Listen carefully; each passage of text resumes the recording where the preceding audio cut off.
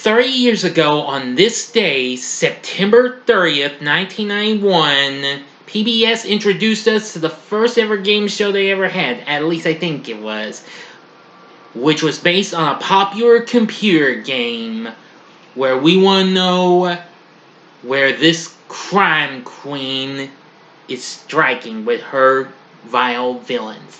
What is that game? You'll find out today on the wide world of game shows. Big D's Entertainment Rankings and Reviews presents Wide World of Game Shows.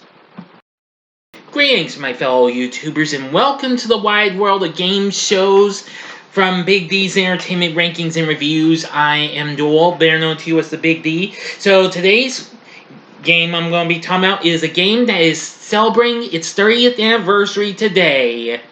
A game based on the popular computer game by Reruns Software. I think y'all know what this is. So now without any further ado, I bring to you in today's episode of the Wide World of Game Shows, Where in the World is Carmen Sandiego? Yes, that's right. Where in the World is Carmen Sandiego? It's an American half-hour children's television game show based on the Carmen Sandiego computer game series created by Reruns Software.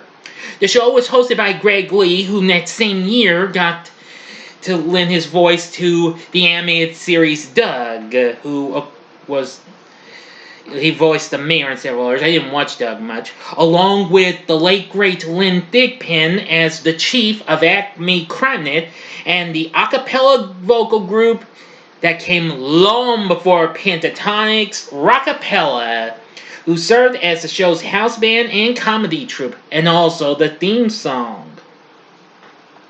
The series was videotaped in New York City at Lifetime Studios and co-produced by PBS stations WQED in Pittsburgh and WGBH Boston. Now, of course, WQED was originally best known for giving us the National Geographic specials, originally, before WETA, and WGBH was well known for giving us lots of great programs such as Nova and Zoom, which I will be talking about that series early next year. Anyway, the show premiered on PBS in September of 1991, September 30th, this day to be exact, 30 years ago. So, this show was created partially in response to the results of a National Geographic survey that indicated Americans had alarmingly little knowledge of geography. Tell me about it. I was kind of like one of them. But believe me, I wish I could have been a gumshoe on this show. Anyway, with 1 in 4 being unable to locate the Soviet Union or the Pacific Ocean. The show's questions were verified by National Geographic World magazine, who also provided prizes to the contestants in the form of subscriptions to the magazine. Of course, we're joined by Greg Lee, who was the host, then the Chief, who is played by the late great Lynn Thigpen. Now, the Chief eloquently uses dialogue rife with puns, alliteration, and all forms of wordplay. The Chief became so popular that she reprised the role in later editions of the PC games, and also in the subsequent TV series, which I'll get to that later on. And then, of course, we have Rockapella who were originally a foursome at first, and included Scott Leonard, Sean Altman, Elliot Kerman, and Barry Carl. And then they got a fifth member for the 5th season, Jeff Thatcher. Now, aside from doing the theme song and brief musical interludes and introductions, they also performed the thank music for the wager period of the first round, and the winner who wins the second round of the game to go on with Carmen. They also provide brief humorous musical sound effects during the jail time challenge round of the game, as well as background music during the 45-second bonus round. Now, the Chief gives us heads up on what's happening, that Carmen Sandiego, the crime queen herself, the head of Vile, and her gang of Vile villains have struck again. Now she reveals where the location is and what this popular thing or place is and what it was to be like until one of Carmen's villains steals it. Sometimes she'll reveal that the crook might have plans to use it for something. Alright, aside from the title character, who we only get to see in the show's phone tap segments, which we hear her talk. Anyway, there were originally several crooks. Let's see, I'm trying to remember.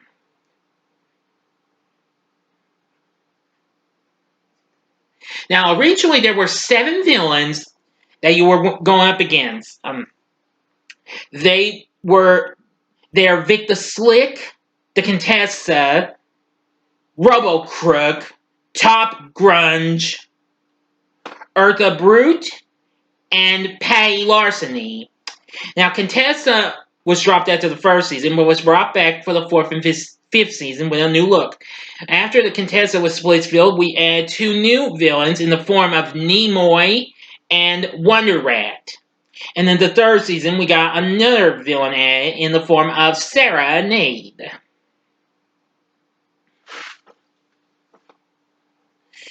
Now, of course, the Contessa is a so-called criminal of style who fancies herself to be near royalty. Double Trouble is a pair of yin and yang party boy twins with quarter moon-shaped heads, and they speak in a voice similar to Jack Nicholson. Eartha Brute is pretty muscular but dim-witted and has a beehive hairdo like Marge Simpson almost.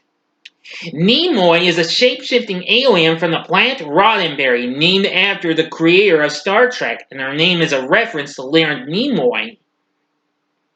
Patty Larceny is a flyy blonde schoolgirl with a sweet and giggly personality, and her name is a pun on the phrase a pity larceny. She was my favorite of all of Carmen's villains. Robo Crook, Unit 059, a cyborg spoof of RoboCop, is who that is. Sarah Nade is a loud, obnoxious teenage punk rocker with rainbow-colored hair. And her name is a pun on the word serenade. Top Grunge is a burly and unkempt biker who was always riding his chopper motorcycle. Dirty and surrounded by flies, he continually sneezed, snored, and coughed during conversations with his boss. Vic the Slick is a tactless salesman who wears a loud polyester suit. He also has a seedy mustache, shifty eyes, and slicked black hair. And Wonder Rat is a superhero parody character who wears a makeshift rat costume. Yes, and of course, Rockapella does their themes as well. Now, each episode consisted of 3 middle school-age contestants, 10 to 14 years of age, competing against one another, answering geography-related trivia questions to determine the location of one of Carmen Sandiego's cronies and eventually Carmen herself. Throughout the program, the contestants are referred to as gumshoes in reference to fledgling detectives just starting out in the profession. Now, round 1, we start with Greg meeting the gumshoes, Chief briefs them and everything.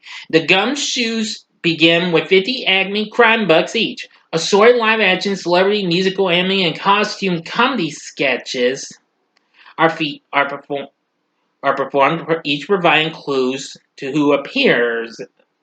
Well, I mean, to where our villains may be going and what have you. So they have 3 choices and what have you, whichever, and then they'll show which answer on a little something. I think a piece of cardboard or something with the answer. As a map with 3 possible locations was shown to the gumshoes. Greg reminded them of the clues, and each gumshoe chose an answer. 10 crime bucks were added to each gumshoe's score for the correct answer. There was no penalty for a wrong guess. Now, celebrities gave clues. There was also animated characters as well, ranging from the Private Eye, an actual eyeball, wearing just dressed as a detective. The Jailbird, a bird that wears an actual jail suit. the stripes and what have you. And of course, the ever popular Nana Rap. Yeah, old lady who really knows her stuff and all the moves. In later seasons, they made her more ammy and more energetic because we get to see her just move a little bit from side to side, but soon we get to see her move a whole lot more.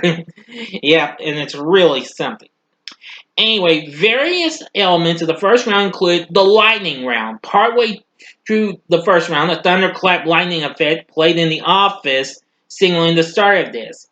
Now, in later on, Greg is telling us about the lightning round, and he's like, ah! If you've seen the show, you know what I mean.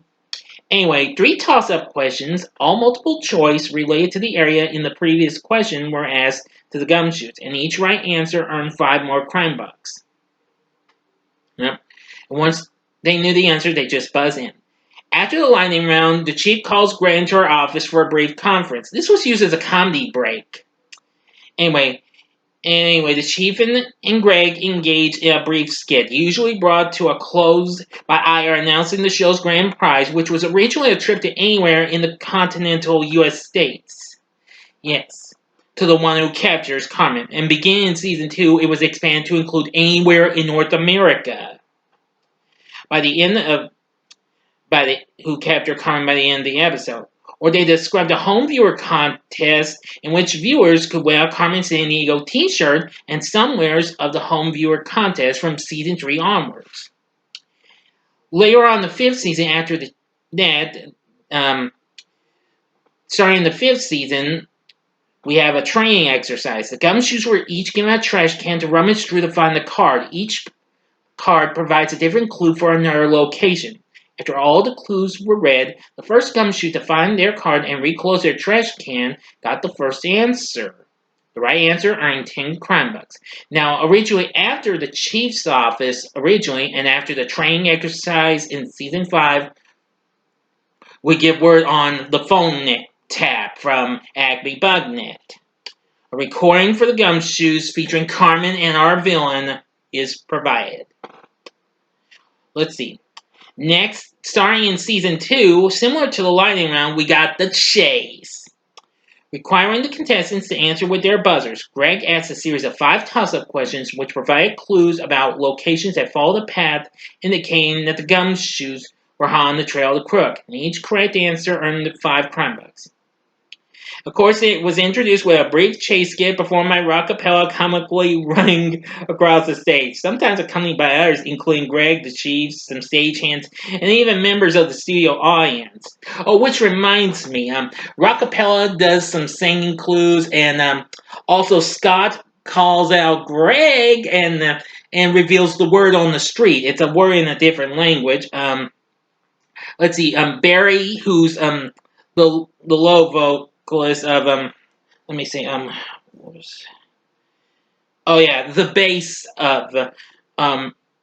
bass singer of Rockapella played dressed in drag, played Greg's upstairs neighbor, Mrs. Pumpkin Clanger. It's a really great character. And there's also some other funny skits. There's for clues, the plastic diver guy. That was a good one.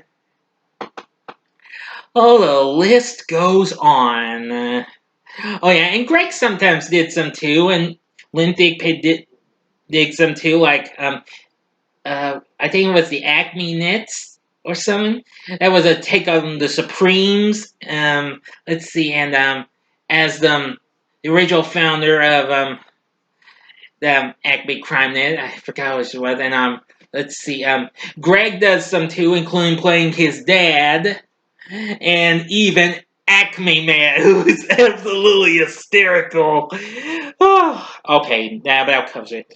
Then we go to the final clue, and then Greg showed the gumshoes a map of 3 locations to where the crook may have traveled. Before the clues were given, Greg gave him a few seconds, during which Rockapella sang special thank music, and that's where you gotta decide how much you want to risk. You can wager up to 5 crime bucks, in increments of 10, or they could risk nothing. The final clue was given, and the gumshoes were allowed to pick and set aside their answers, starting with the lowest scoring gumshoe up to that point. Each gumshoe then first revealed their wager and then their answer. Their wager was added to their score if they answered correctly. But if it was incorrect, it was deducted from their score. At the round's end, the lowest scoring gumshoe received consolation prizes. Now, if the first round ended a tie for second place, Greg read clues related to a famous person or place, typically a U.S. state. Gumshoes could buzz in as often as they wanted. The first gumshoe to buzz in with the correct answer received an additional 5 crown bucks and moved on. Yes. Now, if it ended in a three-way tie, Greg would read 2 tiebreaker questions. After that, the one with the lowest amount is eliminated from further play, and they win a big prize package. That includes a Carmen watch, a T-shirt, a subscription to National Geographic World Magazine, and a ball that's like a bouncing globe. Yeah, really something. All right, next we go to the jail time challenge.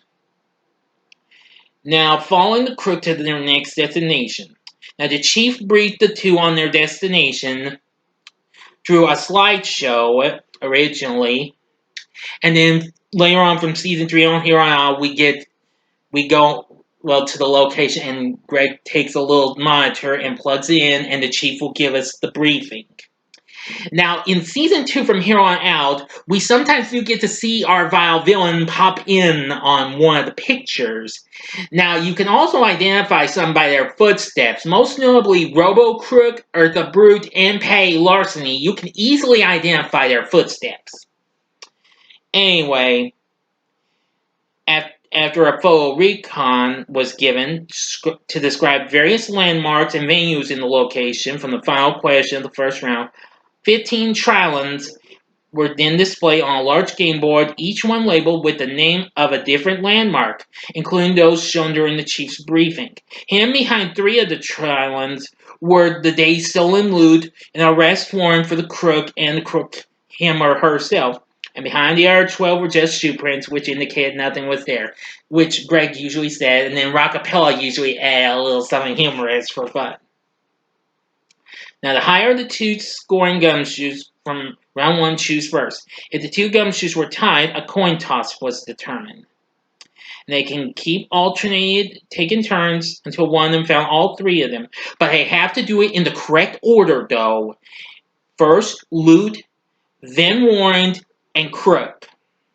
Finding either of those at any time allowed them to take another turn, but if one of those was found in the incorrect order, such as if the crook was uncovered before the others, Greg would remind them that the items need to be found in the correct order. The gumshoe would have to choose a space that was blank and pass control.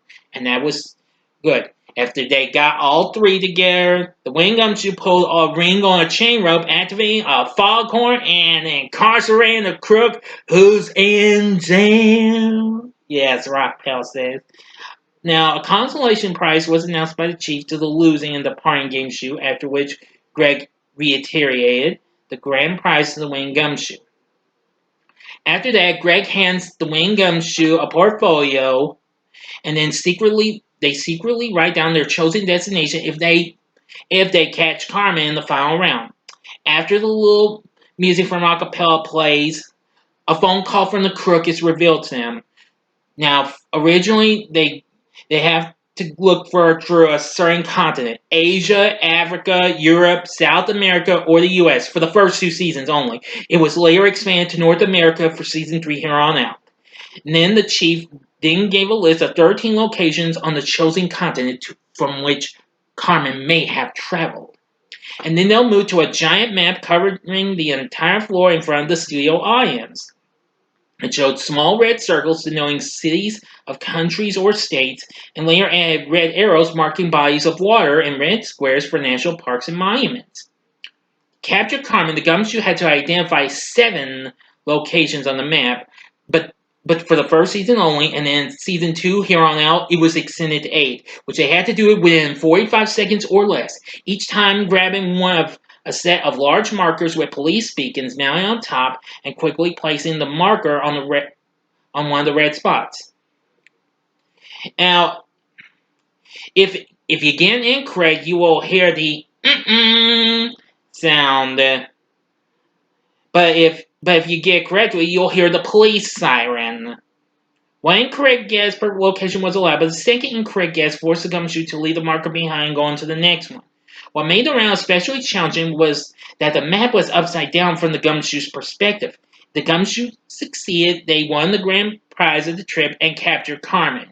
And Greg then revealed the location the gumshoe wrote down the portfolio, and let's get packing! Yeah. And then if the gumshoe failed to capture Carmen, Carmen escapes and they receive the consolation prize, but the trip destination remained a mystery. And regardless of the result, the chief promoted the gumshoe to salute with her congratulations. And in the end, they say, "Do it, Rockapella," and then we go to that great theme song. Yep, I really love this game. You can find several or most of the episodes on YouTube. If you haven't seen this game show, I would highly recommend it. But I'm sure a lot of y'all have seen it. I got to see most of it. But unfortunately, soon the Power Rangers kind of got in the way, sort of. And some of Fox Kids programming, afternoon programming got in the way. But I managed to try to catch Carmen if I could. Anyway, the show went on to win 7 Daytime Emmys and a Peabody Award. Anyway, it was really something. After 295 episodes were produced and aired through the 5-season run, which includes some episodes with different rules but was the same game, the show ended in December of 1995 but continued on and was soon replaced by Kratz Creatures in the summer of 96. However, a few months later, Carmen was back again in Where in Time is Carmen Sandiego, which that will be featured in the next episode of the Wide World of Game Shows next month. So anyway, this is just one great game. Oh yeah, and they also, but however, during When the World's Run, Fox would actually give us the Where on Earth is Carmen Sandiego animated series, which wasn't quite based on this actual game show, but was really something, which featured the voice of Rita Moreno as our title character, along with the chief as a flowing hand and as a guy, who is voiced by Roger Bumpus, who would later go on to voice a certain Squidward Tentacles on SpongeBob. Yeah, and two siblings, Zach and Ivy, go after Carmen in each episode. But I'll save that for a future Saturday morning TV log, though. Where in the World is Carmen Sandiego was also shown internationally as well, in France, New Zealand, Canada, let's see here, Germany, and even Italy, and there was also a Spanish version. And that's about it. That's about all I can tell you. This is just one fun game show. I would recommend you check it out whenever you can. Like I said, there's full episodes on YouTube. Some might exclude the outro for certain reasons, so they don't get in any trouble. Now, there was actually a little reunion of this earlier this year. I got to do a little chat, and it had Greg and the members of Rockapella. Really something.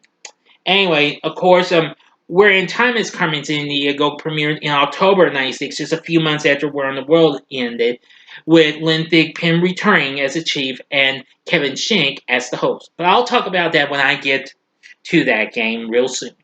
But anyway, what are your thoughts on Where in the World is Carmen Sandiego? Did you ever watch this game when you was a kid? I bet a lot of you did. But anyway, let me know what you think of the show in the comment section below. And do you have a favorite Vile villain? Patty Larseny's mine, but I also like Top Grunge, Double Trouble. They're all pretty good.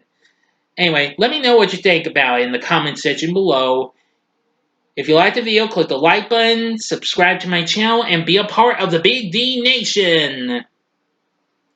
Alright, and stay tuned for my spooktacular October schedule, which I've got for most of it. There will be some more stuff coming up. I'll do that for a later on video, and also look for my review of Venom tomorrow as well. Thank you for watching, and if you like this, check out the last few episodes of the Wide World game shows that I've already done. In the upper left-hand corner is the one I did for Family Feud earlier this month. Or go to the upper right-hand corner and see the one I did for the underrated game, which that's already got a lot of views. Thank you very much. Or if you like a little more worldly fun with a little something from down under, you can go to the bottom left hand corner and see my review for the original Crocodile Dundee from 1986. And the bottom right hand corner is the button you can click to subscribe. If you like rankings and reviews on movies, TV, music, video games, etc., as well as the wide world of game shows, then I'm your guy. Thanks for watching. Until next time, I'm the Big D saying, see ya.